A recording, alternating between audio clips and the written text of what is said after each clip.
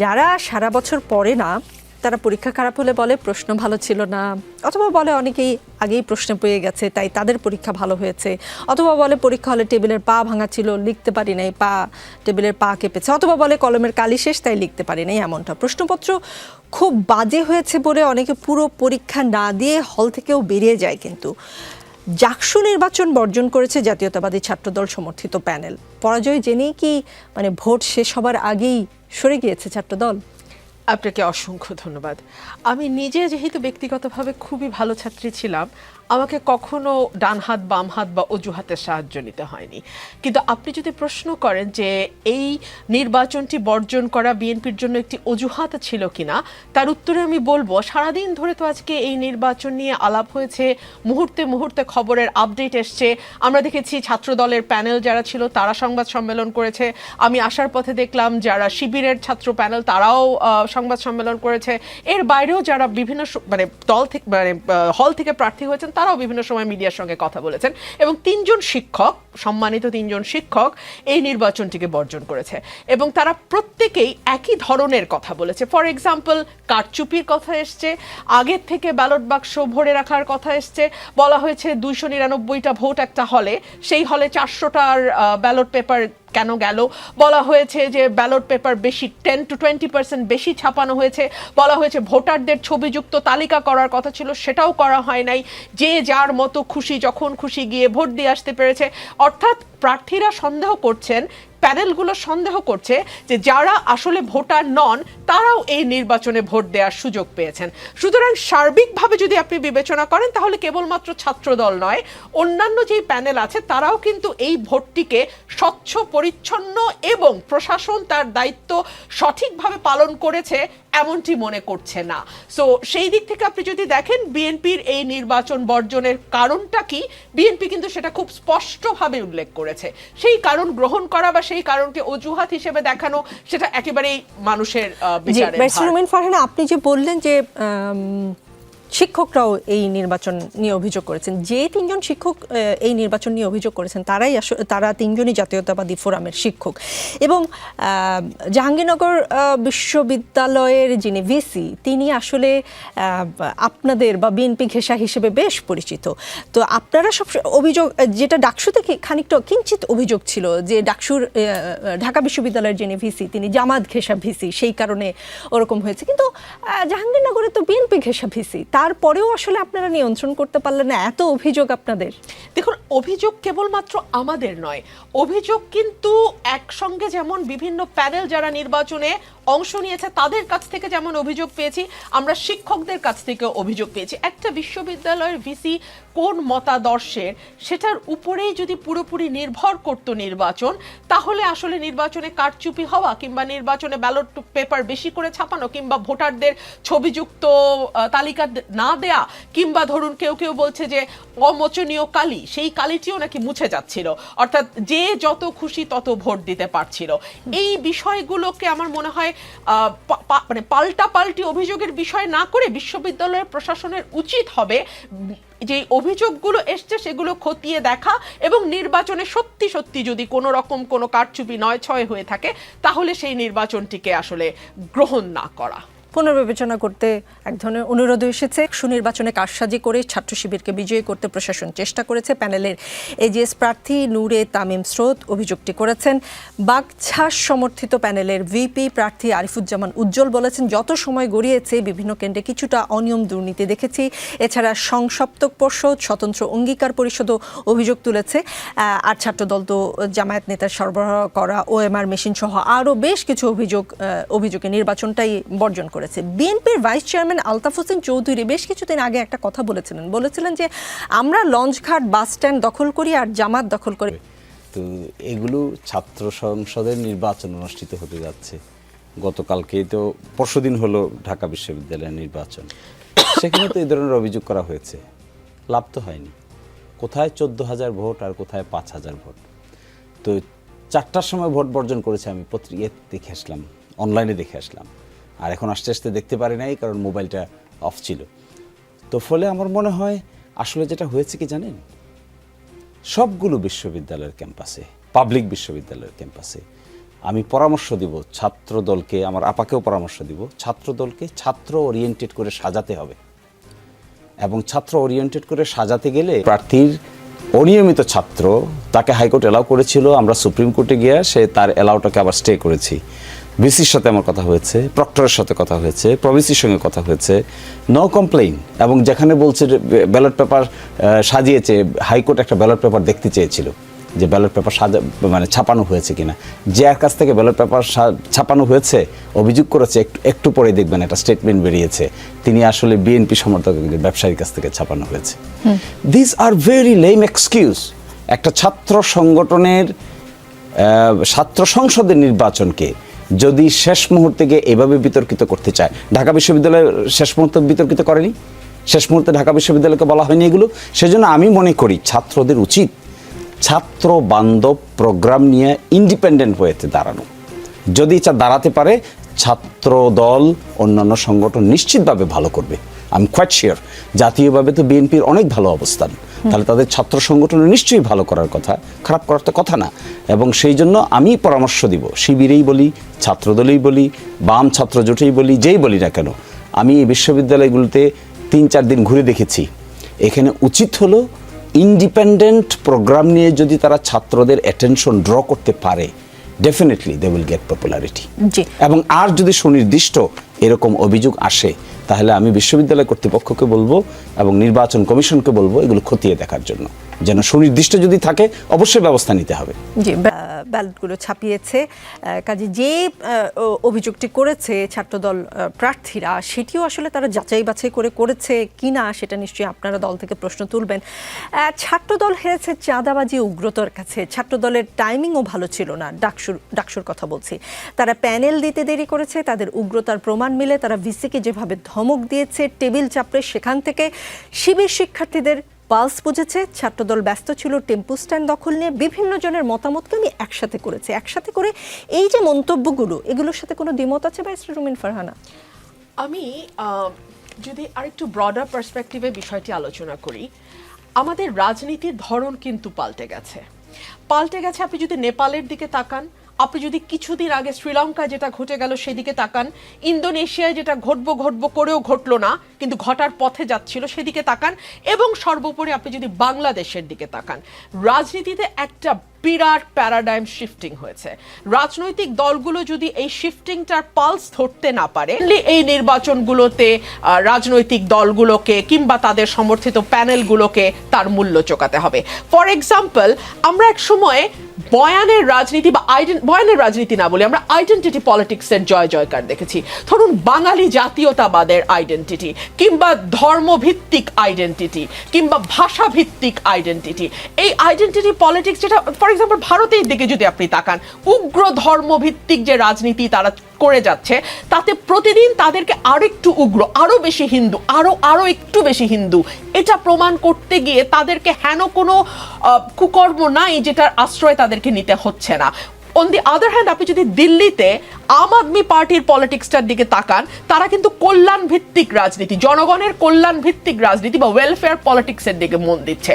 আমাদের উপমহাদেশ ভারত, পাকিস্তান, নেপাল, আপনি এই দেশগুলোতে যদি দেখেন, এবং আরো সংক্ষিপ্ত করে আলোচনা আনে যদি বাংলাদেশের দিকে তাকান, মুক্তিযুদ্ধের পক্ষ বিপক্ষের রাজনীতি, বয়ানের পক্ষ বিপক্ষের রাজনীতি, বাঙালি না বাংলাদেশি এই তত্ত্বের রাজনীতি, ধর্ম মুসলমান ভিত্তিক রাজনীতি হবে, মানে ধর্মভিত্তিক রাজনীতি হবে।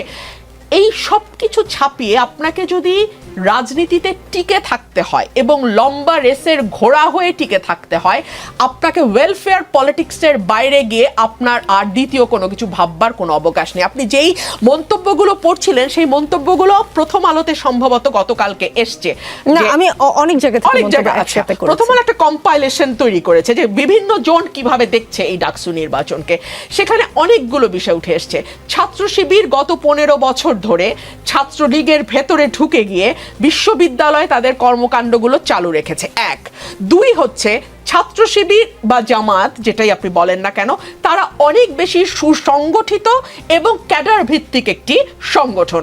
আপনি ছাত্র শিবির বা জামাতে ইসলামের প্রতিটি কর্মী, প্রতিটি নেতা, প্রতিটি সমর্থক, প্রতিটি সাথী, প্রত্যেকে দলের মানে একেবারে ফোরামের বাইরে, একদম four corner of the party যে রুলস অ্যান্ড রেগুলেশনস, তার বাইরে তারা কখনোই যাবে না, কোনো রকমেই তারা ভোট দেবে না।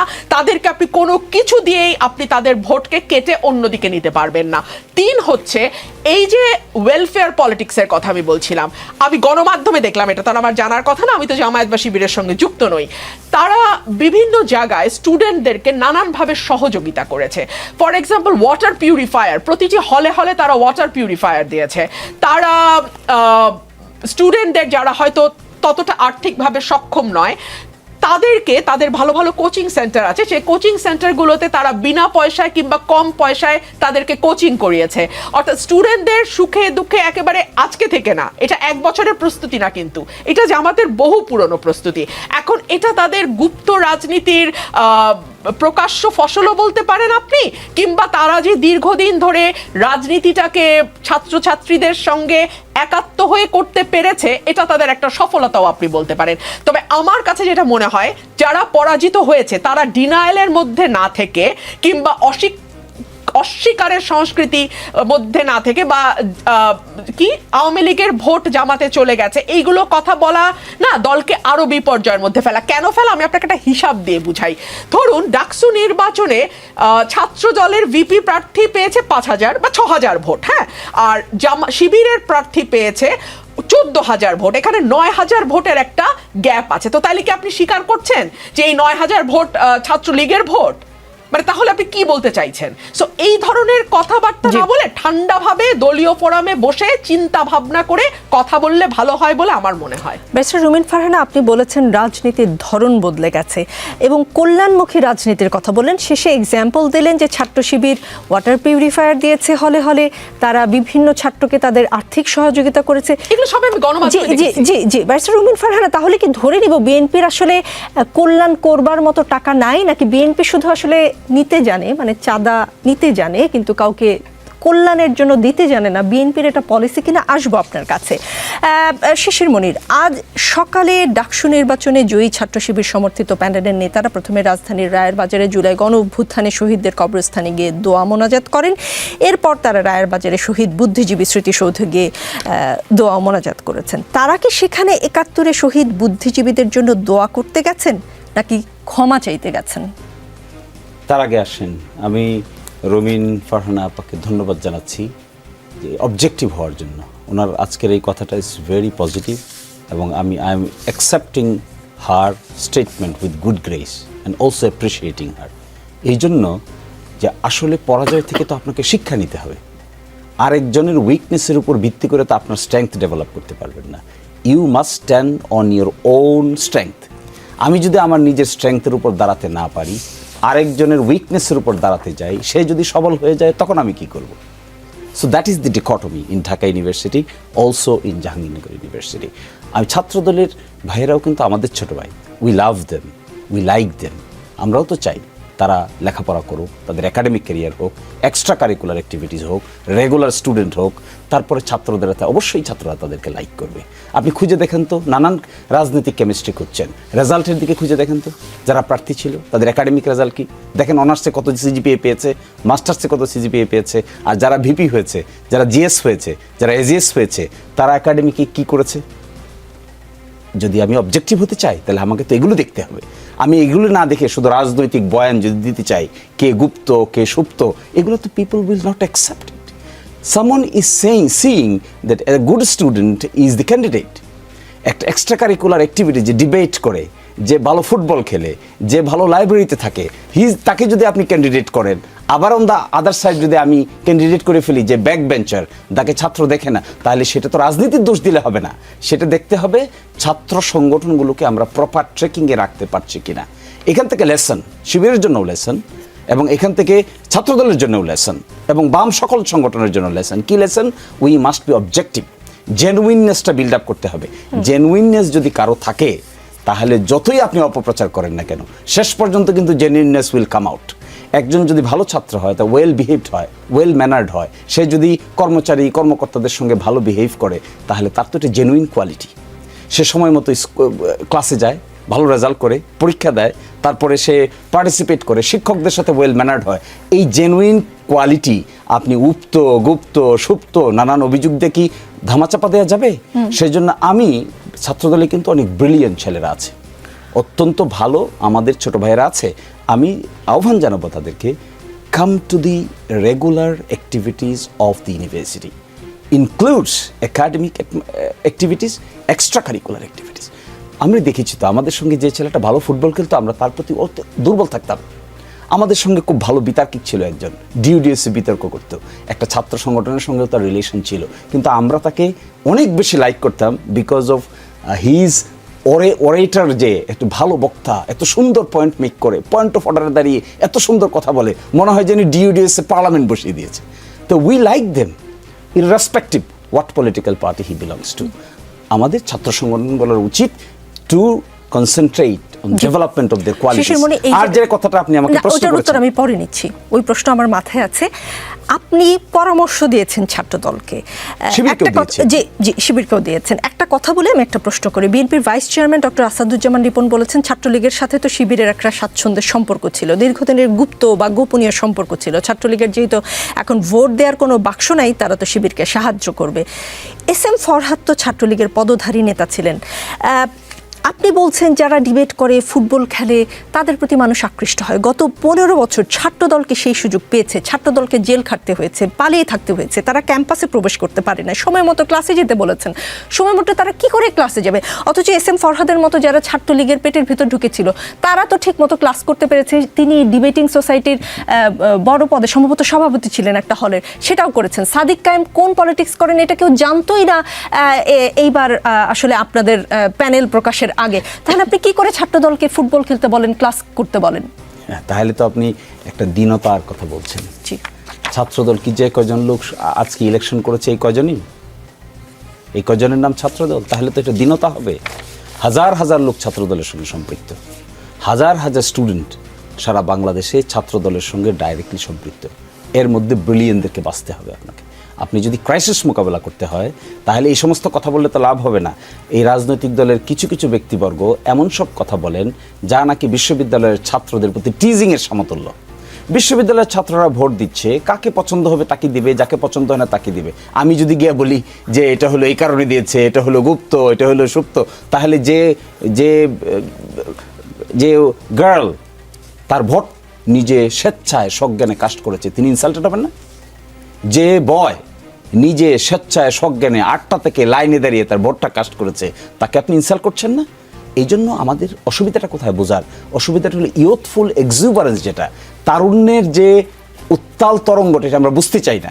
আমরা আমাদের মতো সমীকরণ দাঁড় করাই, এই সমীকরণ দাঁড় করে একটা ব্লেম দেই, ওকে বলে এই ক্যাটাগরির, তাকে বলে ওই ক্যাটাগরির, সে হলে এই ক্যাটাগরির। এগুলো দিয়ে কিন্তু পরিস্থিতির উন্নয়ন হবে না। এগুলাই তো ছিল 5th অগস্টের ব্যাকগ্রাউন্ড। আপনি তো এভাবে কাউকে ব্লেম করতে পারেন না। 14,000 পিপল ভোটেড ফর হিম। আমরা এখানে ক্যাটাগরি করতে পারি? আমাদের তো দেখতে হবে কেন 14,000 ভোট একজন ছেলেকে দিল, কি কোয়ালিটি ক্যাপাসিটি তার মধ্যে আছে, এইটা না ইনকোয়ারি করার বিষয়। এটা যদি আমরা ইনকোয়ারি না করে কোন ভোটার তাকে কী কারণে ভোট দিল তাদেরকে ব্লেম করি, will B a democratic atmosphere? এটাকে আমি ডেমোক্রেটিক অ্যাটমসফিয়ার বলতে পারবো? শিবির করে ধরেন 500 লোক, 1000 লোক, ছাত্রদল করে না 1000 2000 লোক। শিবিরের মধ্যে যদি 10টা লোক ব্রিলিয়েন্ট থাকে, ছাত্রদলের মধ্যে 20টা লোক ব্রিলিয়েন্ট থাকবে না? অবশ্যই থাকবে, থাকবে না কেন? এবং তারা তো বিশ্ববিদ্যালয় কম্পিটিটিভ পরীক্ষায় তারা এখানে জয়েন করেছে। আমাদের সঙ্গে ভালো ভালো ছেলেরা ছাত্রদল করেছে, আমরা শিবির করতাম, তারা ছাত্রদল করতো, অনেক ব্রিলিয়েন্ট লোকেরা ছিল। তাদেরকে আমরা নেতৃত্বে তুলে আনতে পারবো না? এখন আছে না? নিশ্চয়ই অ্যাপ্লাইড কেমিস্ট্রি ডিপার্টমেন্টে আছে, নিশ্চয়ই ফিজিক্স ডিপার্টমেন্টে আছে, নিশ্চয়ই আপনি খুঁজে দেখবেন ইংরেজি, ল এবং ইকোনমিক্স ডিপার্টমেন্টে আছে।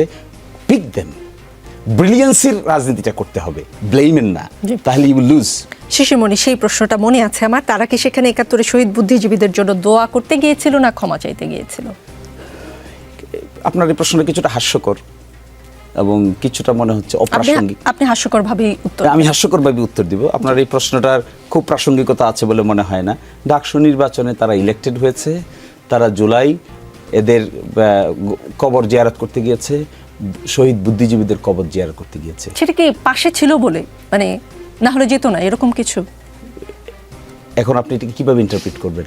ধরেন একটা আমি আপনার কাছেই জানতে ধরেন একটা গ্লাস, জি। একটা গ্লাসে অর্ধেক পানি আছে আর অর্ধেক খালি আছে, আপনি দেখছেন অর্ধেক খালি আছে, আমি তো দেখছি অর্ধেক ভরা আছে। আমি কিছুই দেখছি এটা না, আমি দৃষ্টিভঙ্গির প্রশ্ন বিষয়। করেছি।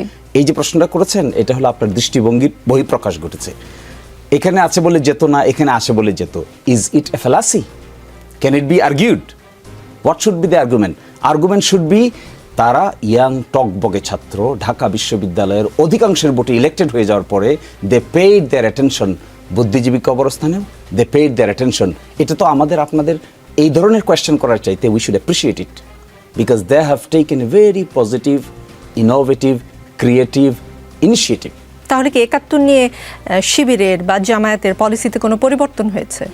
শিবির আপনার চোখের সামনে কি করছে দেখেন না? আপনার এবার ইনক্লুসিভ কি প্যানেল দিয়েছে তারা? ঢাকা বিশ্ববিদ্যালয় ইনক্লুসিভ প্যানেল দেয়নি তারা? ঢাকা বিশ্ববিদ্যালয় অনেকেই বলছেন যে শিবিরের জয়ের পিছনে this is one of the reason. আমি অনলাইন একটা অ্যানালাইসিস দেখেছি। সেই অ্যানালাইসিসটা কি? একজন বলেছেন যে তারা তাদের প্যানেলে নারীদেরকে নিয়েছেন, তারা তাদের প্যানেলে আরও মাইনরিটি কমিউনিটির লোকদেরকে নিয়েছেন, তারা inclusive, positive, creative atmosphere create করার চেষ্টা করছেন। আমি আপনি এটাকে বিভিন্ন অ্যাঙ্গেলে দেখতে পারি, but I find this approach is a positive, innovative and inclusive approach. Students should behave like this.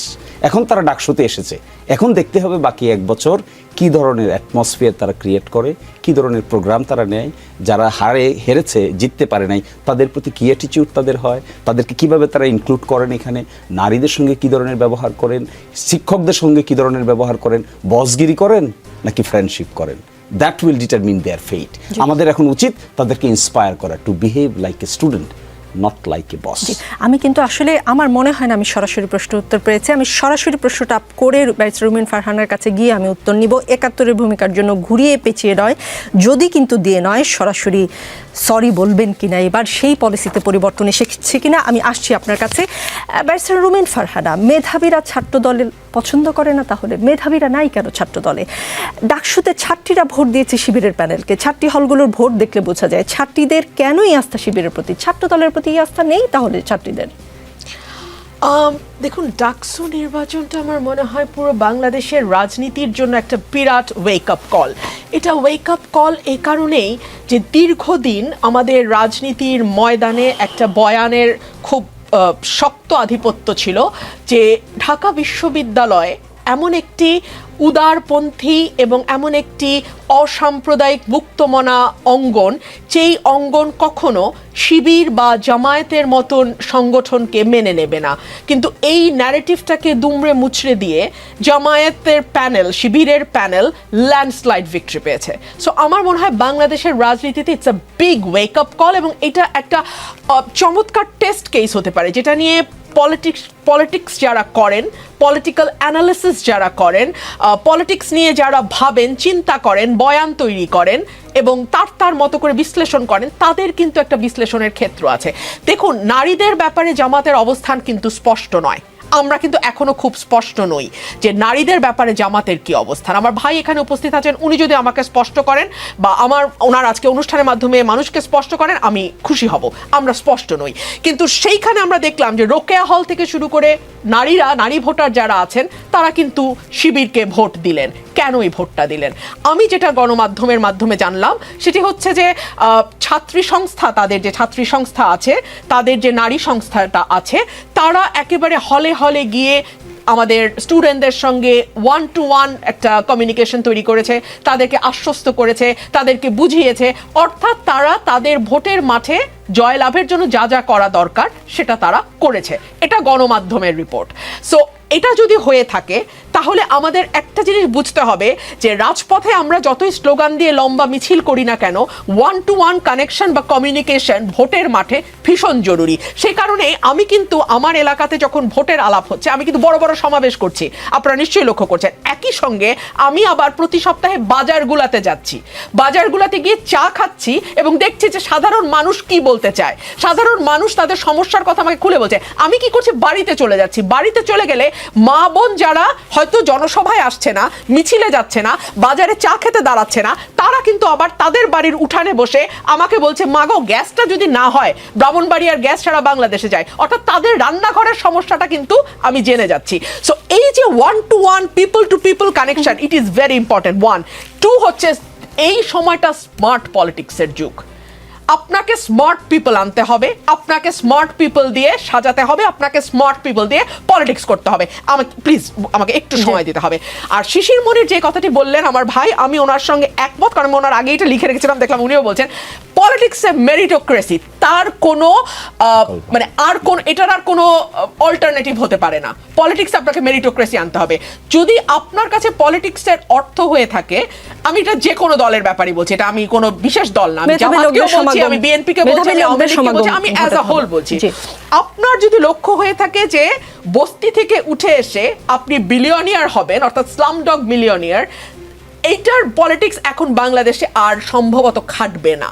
এবং এই যে বিশ্ববিদ্যালয় একটা চমক হলো, এই চমকটা বাংলাদেশের প্রতিটা পলিটিক্যাল পার্টির জন্য is a big wake up call. যে আপনি যদি পিপল টু পিপল কানেকশন তৈরি করতে পারেন, আপনি যদি মেরিটোক্রেসিকে প্রাধান্য দেন, আপনি যদি মানে উত্তর উত্তর দক্ষিণ দক্ষিণ বা অমুক ভাই তমুক ভাই, তুমি আমার আমি তোমার, এই পলিটিক্সের বাইরে গিয়ে যদি আপনি আর একটু ব্রডার পার্সপেক্টিভে পলিটিক্সটাকে দেখতে না পারেন, আপনি যদি বয়ানের পরিবর্তে পাল্টা বয়ান তৈরি করতে না পারেন, এবং যারা আপনার বয়ান তৈরি করে দিচ্ছে তাদেরকে দলে যথাযথ মূল্যায়ন করতে না পারেন, তাহলে এই ভরাডুবি জাস্ট শুরুই হলো। আরেকটা প্রশ্ন করে আমি যাব বিরতিতে। মুক্তিযুদ্ধ বিষয়ক দুটি প্রশ্নের উত্তরে নিব। ব্যারিস্টার রুমিন ফারহানা, ডাকসুর মুক্তিযুদ্ধ বিষয়ক সম্পাদক পদটাও কিন্তু শিবির সমর্থিত জোটের ঘরে, কেমন করে কিভাবে? কারণ এটি নিয়ে আসলে ডাকসু নির্বাচনের আগে আপনারা এক ধরনের বয়ান তৈরি করার, আপনারা মানে আমি ছাত্র দলের কথা বলছি, এক ধরনের বয়ান তৈরি করার চেষ্টা করেছিলেন। এখানে চন্দ্রদীপ নামে একজনের একটি মন্তব্য পড়ে শোনাতে চাই। একবার ভাবুন তো, ডাকসু নির্বাচনে একটা পদ তৈরি করা হলো, জুলাই অভ্যুত্থান বিষয়ক সম্পাদক, সেই পদে কোনো একদিন নির্বাচিত হলো ছাত্রলীগ, কেমন হবে বিষয়টা? বিরতি নেই, ফিরছি একটু পরেই। দেখছেন রাজনীতি, আমাদের সঙ্গে শিশির মনির আছেন। শিশির মনির, বাংলাদেশের কমিউনিস্ট পার্টির সাবেক সভাপতি ও স্বাধীনতার পর ডাকসুর প্রথম ভিপি মুজাহিদুল ইসলাম সেলিম বলেছেন, ঢাকা বিশ্ববিদ্যালয়ের মতো প্রতিষ্ঠানে এ ধরনের প্রতিক্রিয়াশীল শক্তির উত্থান লজ্জার, কারণ এই ক্যাম্পাস হচ্ছে মুক্ত বুদ্ধি চর্চার কেন্দ্র। সেখানে এই ধরনের শক্তিকে শিক্ষার্থীরা কিভাবে বেছে নিল তা বোধগম্য নয়। তাদের নিয়ে আমার আপত্তি আছে, কারণ তারা স্বাধীনতা বিরোধী শক্তি। তাদের মূল দল জামাতে ইসলামী মুক্তিযুদ্ধের সময় নারী নিপীড়নের সঙ্গে জড়িত ছিল। কোনো মন্তব্য করতে চান? সাথে আগের প্রশ্নের উত্তরটা যদি দিতেন। যে মন্তব্য করতে চাই, এটা উনি তো সিনিয়র মানুষ, I have full respect for him, I always respect, because উনি অনেক এক্সপেরিয়েন্স পান, অনেক কিছু দেখেছেন। কিন্তু এইভাবে ঢাকা বিশ্ববিদ্যালয়ের ছাত্রদেরকে ব্লেম করাটা মনে হয় ঠিক হবে না। That will be tantamount to attack their independent opinion. যেখানে ঢাকা বিশ্ববিদ্যালয়ের ছাত্ররা একটা জিনিস ডিসাইড করছে, রাইট অর রং। মানুষের জীবন উত্থান পতন হয় না? আপনি একটা দেখেছেন, আমি তো আরেকটাও দেখতে পারি। আমরা যখন বৃদ্ধ হয়ে যাব তখন আরেকটা সিচুয়েশন দেখতে পারি। এটাই তো ডায়নামিজম, ক্রিয়েট হবে, চেঞ্জ হবে, আসবে যাবে। বিশ্ববিদ্যালয়ের ইয়াং ছাত্ররা ডিসাইড করেছে তাদের সহপাঠীদের মধ্যে কাকে কাকে বেছে নেবে, তারা তাকে বেছে নিয়েছে। এখন আমরা যদি এই বক্তব্য দেই, ইট উড বি জাস্টিফাইড? আমি জাস্টিফাইড মনে করি না। But however I have full respect for him, he is an experienced person, he is to me as a father like person. এই জন্য আমি কোনো অন্য কথা বলতে চাই না। শুধু আমি এতটুকু বলতে চাই, সম্ভবত এই প্রতিক্রিয়া যদি তিনি দেখান, তাহলে ঢাকা বিশ্ববিদ্যালয়ের ছাত্রদের প্রতি একটা ইনজাস্টিস হবে, তাদের ওপিনিয়নের প্রতি এক ধরনের ইনসাল্ট হবে। এটা কারোই করা উচিত না। জি, আগের প্রশ্নের উত্তর কোনটার কথা বলছিলেন? জি, আমি বলেছি যে আপনারা যদি কিন্তু হয়তো ঘুরিয়ে পেঁচিয়ে ছাড়া ৭১-এর ভূমিকার জন্য ফর্মালি সরি বলবেন কিনা। দেখুন, আমরা এটা ফুললি মনে করি, এখন যে প্রজন্ম জামাত শিবির করছে, এদের সঙ্গে ৭১-এর কোনো সম্পর্ক নাই। দে আর সম্পর্ক না থাকা তো ভয়াবহ শিশির মনির। ৭১-এর মাধ্যমে বাংলাদেশের জন্ম। আমাকে তো উত্তরটা দিয়ে দিলেন না। জি, প্লিজ এখন বলুন, কারণ আপনি খুব স্পর্শকাতর কথা বলেছেন। এদের এখন যারা শিবির করছে, আপনি যদি আমাকে এই প্রশ্ন করেন, আমাকে এই প্রশ্ন করছেন কেন? আমি ৮১ সালে জন্ম হয়েছে আমার। আপনি যদি আমাকে এই প্রশ্ন করেন, is it A justified question to me? ইতিহাসের জন্য কবে জন্ম হয়েছে সেটা খুব জরুরি। অফকোর্স, আপনি ইতিহাস জানবেন কেন? To track you in the good track. আপনার বাবাকে দাদাকে আপনি জানবেন না? অবশ্যই জানবো, কিন্তু আপনি যে আমাকে ব্লেম করছেন, না, আপনি blame আমাকে করছেন, আমি আপনি প্রশ্ন তো আমাকে করছি। বলতেছেন কোন একটা জিনিসের জন্য সরি বলতে, কি জিনিসের জন্য সরি বলতে আমাকে বলছেন? আমার জন্ম হয়েছে 81 সালে, why are you telling me to say তাহলে সরি? তাদের আদর্শে আপনি বিশ্বাসী, 71-এ যারা ছিলেন তাদের সেই আদর্শই তো আপনি বহন করছেন। This is what was the taking. বলতো তোমার বাবা রাজাকার, তুমি কি? তোমার তো জন্ম পড়ে, তাহলে তুমি কি? তুমি হলো চেতনায় রাজাকার। This narration has been widely rejected by the nation. এখন যদি আপনি আমাকে এই কথা বলেন, How do you আপনি know? যদি Widely একজন rejected 70 by বছর the nation, how do you শুনেন, know? একজন 70 বছর বয়সের একজন যে নাকি এটা দেখেছেন, যে নাকি এটা উইটনেস করেছেন, তাকে যদি আপনি কোয়েশ্চেন করেন, that may be relevant. Why are you asking this question as a student of past 22 years আপনি old? শেষ করেন, আমি হ্যাঁ, বলছি। আপনি যখন 22 বছর বয়সের ঢাকা বিশ্ববিদ্যালয়ের যে ছাত্রকে এটা করেন, you are insulting him. This is tantamount to insult. This insult যখন করা হবে একজন মানুষকে, হি অর শি ক্যান এটা কি টেক করে ইট, insult হয়? and that insult মানে- was done by the then prime minister, and এরপরে দেখেন নাই কি what was the reaction? Shishir, You saw the reaction? আমি কি এবার প্রশ্ন করতে পারি? পরবর্তী এইবার প্রশ্ন। প্রশ্ন করতে পারেন। আপনি যে সময় জন্মের কথা বলেছেন, ঠিক আশেপাশেই আমার জন্ম। আমি 71 দেখিনি বলে কি আমি 71-এর চেতনায় বিশ্বাস করব না? বাংলাদেশের জন্ম হয়েছে 71-এর মাধ্যমে, আমি 71 বিশ্বাস করব না? আপনি কি বিশ্বাস? আমি আমার বাবাকে দাদাকে অস্বীকার করব? Okay, আপনার question আমার is জন্ম done? আমার বাবার মাধ্যমে আমি অস্বীকার করব? Is it your question done? হ্যাঁ, তো let please. me answer. আপনি বিশ্বাস করবেন না করবেন এটা তো প্রশ্ন না। প্রশ্ন হলো you are asking me to say sorry. For what? Did I do anything? You didn't do You are anything. saying just do something চেতনা, right? জামাতে ইসলাম কিছু করেনি, 71-এ কিছু কোনো ভুল করেনি। 81 সালে জন্ম নেওয়া মানুষকে বলছেন কেন? আপনি তো জামাতে ইসলামের বিশ্বাসে, আদর্শে বিশ্বাসী। If it is so, then the answer is Jamaat Islami as of today repeatedly attempted to tell express their opinion what they did in 1971, and repeatedly, and even if it has been said repeatedly, the people like you is again asking the same questions. What would be his perception then? আমি বুঝতে পারছি না, ইংরেজিতে বলেছেন তো, ইংরেজিতে এমনিতেও আমি কম বুঝি, একটু বুঝিয়ে বলবেন কি জামাতে ইসলাম কি আসলে ফর্মালি সরি বলেছে কখনো? আপনি মনে হয় এই বিষয়টা সম্পর্কে ওয়াকিবহাল না। আপনি নাগরিকত্বের মামলা সম্পর্কে ওয়াকিবহাল? জি, অবশ্যই। আমার জন্ম ওই সময় না হলেও আমি জানি। সেই 92 সালে নাগরিকত্বের মামলায় প্রফেসর গোলাম আজম সাহেব বাইতুল মোকাররমের উত্তর পত্রিকা খুলেন, উত্তর গেটে কি বলেছিল প্রেস স্টেটমেন্টটা দেখুন। That was formal. ফর্মাল আপনি তো ফর্মালটাকে ফর্মাল নিতে চাইবেন না, because it is not the question of formality and informality. It has now been question to some people as a just to ask the question, no objective. এর বাইরে আর কোনো objective নেই। এর বাইরে অবজেক্টিভ, এখন অবজেক্টিভ কি হওয়া উচিত ছিল? এখন অবজেক্টিভ হওয়া উচিত ছিল how to reconstruct the nation with positive atmosphere. এটা না করে আমরা কি অ্যাটমসফিয়ার ক্রিয়েট করতে বাইতুল চাচ্ছি? মোকাররমের গেটের সামনে যে কথা হয়েছে সেটা নিয়ে আমার একটা প্রশ্ন আছে। আমি ইসলাম সম্পর্কে আপনাদের মতো হয়তো অত বেশি জ্ঞান নেই, কিন্তু আমার যতদূর জ্ঞান আছে আমি জানি কখনো যদি কেউ জুলুম করে কারো উপরে, যে ভিকটিম, সে ক্ষমা না করা পর্যন্ত আল্লাহও ক্ষমা করে না। বাংলাদেশের মানুষ কি জামাতে ইসলামের 71-এর ভূমিকার জন্য ক্ষমা করেছে? আপনারা ক্ষমা চেয়েছেন, বাংলাদেশ কি আপনাকে ক্ষমা করেছেন? Is it your issue today or allotted all of your time for this purpose? No, it is not my issue. কিন্তু আপনি স্পর্শকাতর কথা বলেছেন বলে আমি প্রশ্ন করছি একের পর এক। হ্যাঁ, এই যে প্রশ্নগুলো করছেন আপনি, এই যে কথাটা এখন বলছেন, এই কথাটার what is the relevancy now? You are creating the relevancy by yourself in the way that we are discussing in the Daksu election. ওই ছেলেরা ওখানে গিয়েছে, গিয়ে এটাও জিয়ারত করেছে, এটাও জিয়ারত করেছে। This is the question, this is your root question. And again you are asking the same question আমি repeatedly. পরিষ্কার হতে চাচ্ছি যে এই প্রশ্নের উত্তর আমি পাইনি, সেই প্রশ্ন আমি বারবার করব। সেই প্রশ্নের উত্তর তো বারবার আপনাকে দেওয়া হচ্ছে, কিন্তু আপনি নিতে পারবেন না এটা, because you have certain sort of bias. আমি মুক্তিযুদ্ধের প্রতি বায়াসড। শিশির মনির, আপনি যদি বলেন আমি মুক্তিযুদ্ধের প্রতি We বায়াসড। also. আপনি বায়াস, আমরা বায়াস না? কি আপনি কি আমরা যখন ডেমোক্রেটিক অ্যাটমসফিয়ারের কথা বলি, আমরা যখন মুক্তিযুদ্ধের চেতনার কথা বলি, আমরা যখন মানবিক সাম্য, মানবিক মর্যাদার কথা বলি, আমরা যখন ডেমোক্রেসির কথা বলি, ফ্রি ফেয়ার এনভায়রনমেন্টের কথা বলি, রুল অফ লয়ের কথা বলি, ট্রান্সপারেন্সি অ্যাকাউন্টেবিলিটির কথা বলি, is this not our biasness? This are our biasness. And এই প্রিন্সিপাল কোত্থেকে আসছে? এই প্রিন্সিপালগুলো আসছে 72 কনস্টিটিউশনে। 72 কনস্টিটিউশন কীভাবে আসছে? ফ্রম 71-এর পরে নতুন রাষ্ট্র গঠন প্রক্রিয়ার মধ্যে এগুলো প্রিন্সিপাল হিসেবে আইডেন্টিফাই হয়েছে। That we are advocating each and every day with sincerity, with commitment. আমাদের লাইফ এবং স্টাইল খুঁজে দেখেন, আমাদের জীবনে কোনো করাপশন খুঁজে পাবেন কিনা, আমাদের জীবনে কোনো হিপোক্রেসি খুঁজে পাবেন কিনা, আমাদের জীবনে এমন কিছু খুঁজে পাবেন কিনা যে আমরা বলি একটা করি আরেকটা, আমাদের জীবনে কোনো দিন কোনো তসরফের সঙ্গে যুক্ত আছি তা খুঁজে পাবেন কিনা। Is this not the sentiment of 71? মানবিক সাময়িক মর্যাদার মানবিক মর্যাদার মধ্যে এগুলো পড়ে না? ট্রান্সপারেন্সি, অ্যাকাউন্টেবিলিটি পড়ে না? ডেমোক্রেসি পড়ে না? ফ্রি ফেয়ার এনভায়রনমেন্ট পড়ে না? Liberty, right to life and liberty পড়ে না? That we are advocating for this.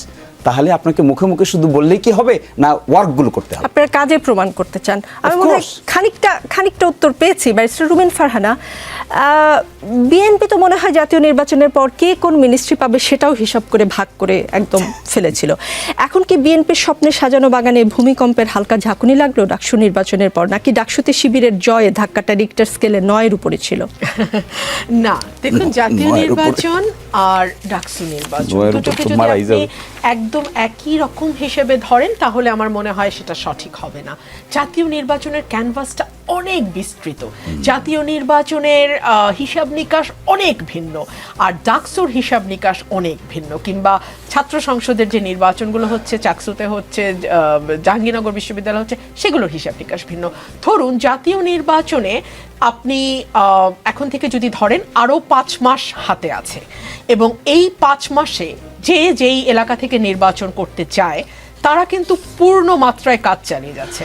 জামাত যদিও পিআর পদ্ধতি নির্বাচনের কথা বলছে, কিন্তু জামাতে কিন্তু 300 আসনে সবচেয়ে আগে তাদের প্রার্থী কারা কারা হবেন সেটা নির্ধারণ করে ফেলেছেন। এবং আমাদের যতটুকু ধারণা, বিএনপির যারা নীতি নির্ধারণী মহলে আছেন তারাও তাদের হিসাব নিকাশ করে ফেলেছেন কোন আসনে কাকে দেবেন।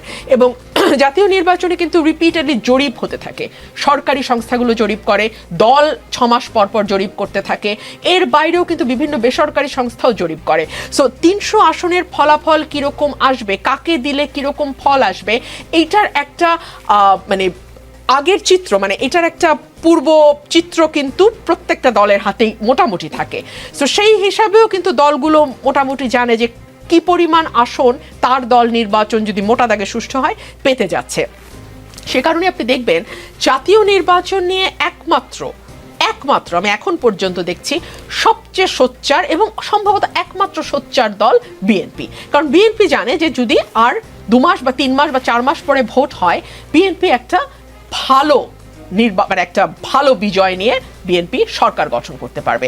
অন দি আদার হ্যান্ড আপনি যদি দেখেন জামাত কিংবা নাগরিক মানে স্টুডেন্টদের যেই অর্গানাইজেশন জাতীয় নাগরিক পার্টি এনসিপি তারা কিন্তু কখনো বলছে আগে গণভোট হতে হবে, কখনো বলছে গণপরিষদ নির্বাচন তারা চায়, জামাত চাইছে পিআর সিস্টেমে নির্বাচন হোক, জামাত চাইছে একটা বৃহত্তর ঐক্য গঠন করতে, যেখানে আমরা দেখছি একেবারে ইসলামী আন্দোলন থেকে শুরু করে হেফাজতে ইসলাম থেকে শুরু করে অন্যান্য যেই ইসলামিক দলগুলো আছে তাদের সঙ্গে তারা একটা বৃহৎ ঐক্যে যেতে চায়। বিকজ জামাত জানে যে এককভাবে যদি তারা নির্বাচনে যায়, তাদের কাছে যেই ডেটা আছে, তাদের কাছে যেই জরিপ আছে, সেই অনুযায়ী তাদের খুব বেশি ভালো ফলাফল করবার কথা নয়। এবং এখন কিন্তু এটা জামাতের জন্য আরো বড় অগ্নিপরীক্ষা। কেন অগ্নিপরীক্ষা? বিকজ এই ডাকসু নির্বাচনটা কিন্তু জামাতের এক ধরনের হাইপ তৈরি করেছে পুরো দেশব্যাপী। সো জামাতের এক ধরনের ইমপ্রেশন জামাত দিয়েছে বা দেওয়ার চেষ্টা করছে যে যদি জাতীয় নির্বাচন হয় তারা ভালো আসন সংখ্যা নিয়ে সংসদে যেতে পারবে। বাট যেহেতু ডাকসু নির্বাচন বা চাকসু নির্বাচন এবং জাতীয় নির্বাচন সম্পূর্ণ আলাদা কেমিস্ট্রি, সম্পূর্ণ আলাদা হিসাব, ভোটাররাও একেবারেই আলাদা, সুতরাং তারাও খুব ভালো মতো জানে, কারণ জরিপ তাদের হাতেও আছে, যে নির্বাচনটি এককভাবে করলে যেই রকম হাইপ জামাতের তৈরি হয়েছে তারা তৈরি করেছে। কারণ সামাজিক যোগাযোগ মাধ্যম বা সামাজিক মাঠটা কিন্তু পুরোপুরি জামাতের দখলে, এনসিপির দখলে এবং তাদের বট বাহিনীর দখলে। বিএনপি কিন্তু ভীষণ রকম পিছিয়ে আছে এই সামাজিক যোগাযোগ মাধ্যমের মাঠটিতেও, যেটি কিন্তু অত্যন্ত গুরুত্বপূর্ণ আজকের দিনের রাজনীতিতে। সো জামাত যে হাইপটা তৈরি করেছে সামাজিক যোগাযোগ মাধ্যম ব্যবহার করে এবং নানানভাবে, এবং ডাকসুর নির্বাচন তো সেই হাইপে ডেফিনেটলি একটা পজিটিভ ইম্প্যাক্ট রেখেছে। সেইখান থেকে আপনি দেখবেন জামাত কিন্তু এককভাবে নির্বাচন করতে ভয় পাচ্ছে, কিংবা তারা পিআর পদ্ধতি সামনে আনছে, কিংবা তারা বলছে পিআর না হলে নির্বাচন করবোই না, অথচ তারা 300 আসনের প্রার্থী রেডি করেছে। আবার তারা বলছে ইসলামিক দলগুলোর সঙ্গে বৃহৎ ঐক্যে যাবে, যেই ইসলামিক দলগুলোর প্রধান বিভিন্ন সময় বলেছে যারা জামাত করে তাদের ইমানই নাই, জামাত ইসলামের সঙ্গে ইসলামের কোনো সম্পর্কই নাই। আবার জামাত ইসলাম যেই মতাদর্শের ইসলামে বিশ্বাস করে তারাও মনে করে যে অন্যান্য যে ইসলামিক দলগুলো আছে তারাও যেই সঠিকভাবে ইসলাম পালন করছে না। কিন্তু দেখা যাচ্ছে ভোটের আগে তারা কিন্তু একটা ঐক্য করবার চেষ্টা করছে, এবং এই ঐক্য করবার যে চেষ্টা সেটাও কিন্তু একটা বড় ইন্ডিকেশন যে তারাও জানে ডাকসু নির্বাচনে জেতা আর জাতীয় নির্বাচনে ভালো রকম আসন নিয়ে সংসদে যাওয়ার মধ্যে দুস্তর ব্যবধান। কিন্তু আপনারা একটা জায়গায় বিপদে পড়ে যাবেন না? যেমন আমি একটা এক্সাম্পল দেখি, গণমাধ্যমের খবরই দেখেছি যে গাজীপুরে, এক্সাম্পল ধরছি গাজীপুরে বিএনপির মনোনয়ন প্রত্যাশী 5 জন, কিন্তু জামায়াতে ইসলামের একজনই, এবং সেটা অলরেডি অনেক আগে থেকে দল থেকে ডিসাইডেড। সেই জায়গাটাই তো আপনারা বিপদে পড়ে যেতে পারেন। একদম নিকোল, একদমই তাই। এবং জামাতে ইসলামের যে কথাটা আমি শুরুর সেগমেন্টে বলেছিলাম যে এটা একটা ক্যাডার ভিত্তিক দল, এবং এই দলের যে দলীয় সিদ্ধান্ত তার বাইরে একজন কর্মী, সাথী, বন্ধু কেউ যাবে না ওই সিদ্ধান্তের বাইরে। এবং যেহেতু দল থেকে সিদ্ধান্ত হয়েছে শিশির মনিরকে সুনামগঞ্জে দেবে বা যে আসনেই দেখ, ওই জায়গায় জামাত আর কোনো রকম দ্বিমতের জায়গা নাই। কিন্তু বিএনপি বা অন্যান্য যে পলিটিক্যাল পার্টিগুলো আছে তারা কিন্তু অনেকটা লুসিড, অনেকটা মানে অ্যাকোমোডেটিভ, এবং বিভিন্ন মতকে তারা অ্যাকোমোডেট করে চলে। সো এই দলগুলো কিন্তু ক্যাডার ভিত্তিক দল না। সুতরাং প্রতিটি আসনে দেখা যাবে একটা প্রার্থীর সঙ্গে হয়তো 2টা 3টা 4টা 5টা প্রার্থীও স্বতন্ত্র দাঁড়িয়ে গেছে। এই সমস্যা বিএনপিকে ফেস করতে হবে, এবং এই রিয়ালিটি মাথায় রেখেই নিশ্চয়ই বিএনপি তার ছকটা। সেক্ষেত্রে আপনারা প্রার্থী আসলে বাছাই করবেন কি করে? যোগ্যতা কি হবে? মনোনয়ন আমি আপনাকে বলছিলাম না, আমাদের তো পরিসংখ্যান আছে, আমাদের ডেটা আছে, আমাদের জরিপ আছে, দলের জরিপ আছে, দলের বাইরের জরিপ আছে, বেসরকারি সংস্থার জরিপ আছে, সরকারি সংস্থার জরিপ আছে। এটা শুধু বিএনপি না, এটা সব দলের কাছেই আছে। সো তারা সেই অনুযায়ী তাদের প্রার্থী যদি ঠিক করতে পারে, আমার মনে হয় না নির্বাচনে সেটা কোনো বড় প্রভাব ফেলবে। আরেকটা কথা আমি একটু বলি আমার আগের বক্তব্যের সূত্র ধরে। ধরুন আওয়ামী লীগকে নিষিদ্ধ করার পরে জাতীয় পার্টিকে নিষিদ্ধ করবার জন্য আপনি দেখবেন জামাত এবং জাতীয় নাগরিক পার্টি তারা কিন্তু ভীষণ রকম উৎসাহী।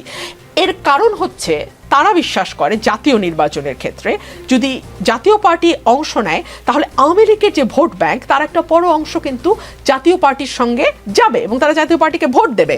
সো খুবই সম্ভাবনা আছে যে সেকেন্ড লার্জেস্ট পলিটিক্যাল পার্টি, যদি প্রথমটা বিএনপি হয়, যদি হয়, সেকেন্ড লার্জেস্ট পলিটিক্যাল পার্টি জাতীয় পার্টি হতে পারে। সে কারণেই কখনো বলা হচ্ছে পিয়ার ছাড়া নির্বাচনে যাব না, অন্যান্য ইসলামিক দলগুলোর সঙ্গে একটা বৃহৎ ঐক্যের কথা বলা হচ্ছে, এবং last but not the least জাতীয় পার্টিকে নির্বাচন থেকে দূরে রাখবার একটা চেষ্টা আমরা লক্ষ্য করছি। জি, শিশির মনির, ডাকসুতে শিবিরের ভূমিধস বিজয়ের পর অনেকেই বলছেন হিজাব নিয়ে অনেকে টেনশন করছেন, এবং সেটা প্রকট হয়েছে যখন হিজাব ধ্বনি রেজাল্টের সময় বলা হয়।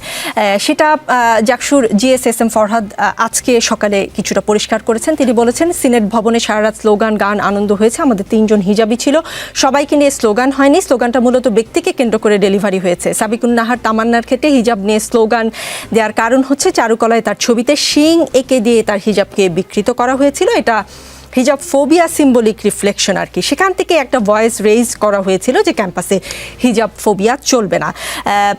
ফরহাদ আরও যেটা বলেছেন যে বিশ্ববিদ্যালয়কে হিজাব পড়লে পেছন থেকে এসে আপনি তার ছবি বিকৃত করবেন অথবা তাকে ডিপার্টমেন্টে হেনস্থা করবেন, এই বিষয়গুলো বিশ্ববিদ্যালয়ে না চলা উচিত।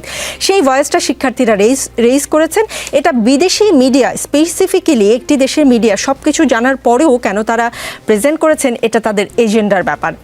তবে আমাদের দেশের মিডিয়া সবকিছু দেখেছে, আশা করছি দেশীয় মিডিয়ার ভাইয়েরা সত্যটা উপস্থাপন করবেন। যদি ফরহাদরা বুঝতেই পারেন যে হিজাব বলা নিয়ে দেশে বিদেশে এজেন্ডার ব্যাপার আছে, তাহলে কেন তারা ওই সময় ওই স্লোগান দিলেন? মানে এটা না দিলে কি বিষয়টা আরো শোভনীয় হতো কিনা বা ভালো হতো কিনা? একটু আগে মানে নারীদের ব্যাপারে আমাদের কি ধারণা, আপা বলেছিলেন যে এটা একটু ক্লিয়ার করে যেতে, যেহেতু রেলেভেন্ট কোয়েশ্চেন করছেন তাই আমি এখানে যাচ্ছি আর কি। দেখেন, আমার মনে হয় জামাত ইসলামীর সঙ্গেই সবচাইতে বেশি সংখ্যক নারী সদস্য আছে। আপনি প্রশ্ন করতে পারেন পাবলিকলি তো দেখি না, আমাদের কাছে তো আসে না, বা আমার আপার মতো তো এখানে আপনি কয়েকবার বলেছেন টকশোতে পাঠানোর জন্য।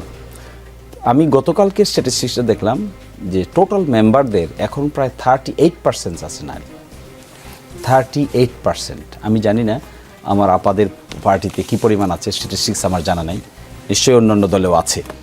তো নারীদের প্রতি এবং তারা যে পরিমাণ সিনসিয়ারিটির সহিত ওয়ার্ক করেন আমি দেখলাম।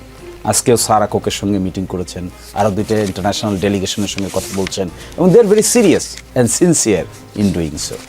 এবং এই ক্ষেত্রে আমার ধারণা আপনারা দেখতে পাবেন আগামী নির্বাচনে জামাতের পক্ষ থেকে নারীরাও বিভিন্ন আসনে প্রার্থিতা হিসেবে প্রতিদ্বন্দ্বিতা করবেন। আশা করি তখন জিনিসটা আরো খোলাসা হবে। জি। আর দ্বিতীয় কথা যেটা বলছেন যে আমি মনে করি যে কে হিজাব পরবে কে হিজাব পরবে না, কে নিকাব পরবে কে নিকাব পরবে না, কমপ্লিটলি তার চয়েস। কে কোন ধরনের পোশাক পরবে, তার পোশাকের আকৃতি কি হবে, এটা দেশি হবে না বিদেশি হবে, এটা ইন্ডিয়ান পোশাক হবে না বাংলাদেশি পোশাক হবে, কমপ্লিটলি এটা রাইট টু লাইফ অ্যান্ড লিবার্টির প্রশ্নে ইন্ডিভিজুয়াল রাইট, প্রাইভেসির ব্যাপার। এই privacy is guaranteed by the constitution. এটা নিতান্তই তার ব্যাপার। এটা যেমন একটা নিকাব না পরলেও যেমন টিস করা উচিত না, পড়লেও টিস করা উচিত না। আমি এক্সপেক্ট করব ডাকসুতে যারা ইলেক্টেড হয়েছে তারা হিজাবের ব্যাপারে কটাক্ষ করার কারণে যদি তারা এটা ধ্বনিটা দিয়ে থাকে, হিজাব না পড়ার কারণেও যদি কাউকে এরকম কটাক্ষ করা হয়, এই ধ্বনিটা যেন তারা ইকুয়ালি দেয়, then their treatment will be equal.